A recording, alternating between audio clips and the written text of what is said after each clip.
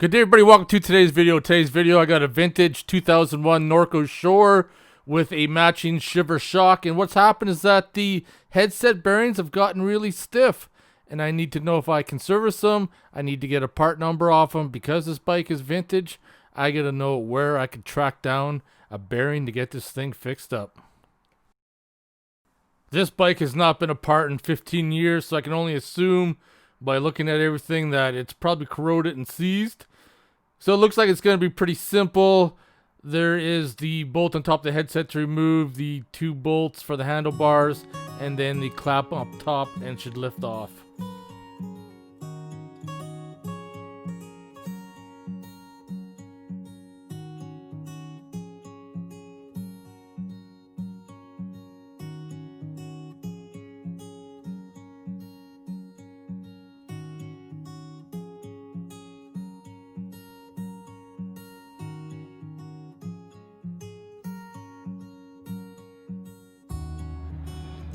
That's held on by 3 bolts on this vintage Shiver shock.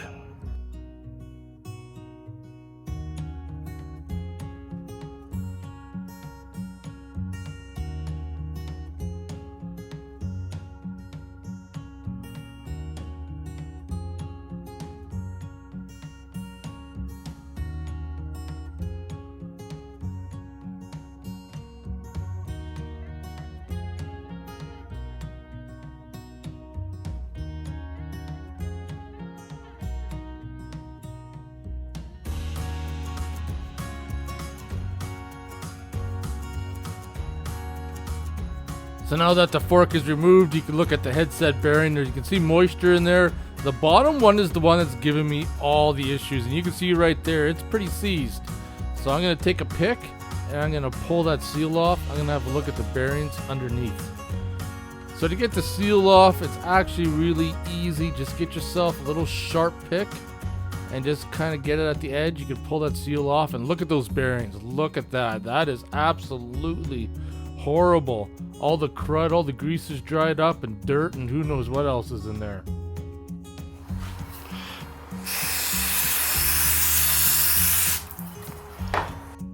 I was liberal with the brake cleaner, spraying it in there, trying to get out as much garbage as I possibly could. Inspecting the bearings, they're still in the cage. The bearings are shot, don't get me wrong. They're still in the cage though, so I can still get some life from them. So I got a tube of grease, some AKA bearing grease, and I'm just going to start filling that bottom bearing up. Be liberal, apply the grease on, rotate the bearing around, spin it around, fill it full of grease again, fill it around, repeat over and over again until you work the grease into the bearing itself. You can already see it's starting to spin a lot better compared to what it was when I first took it apart, which it was basically seized. This is the bearing I need to replace it with. It's a 680 7RS. It is a Japanese bearing.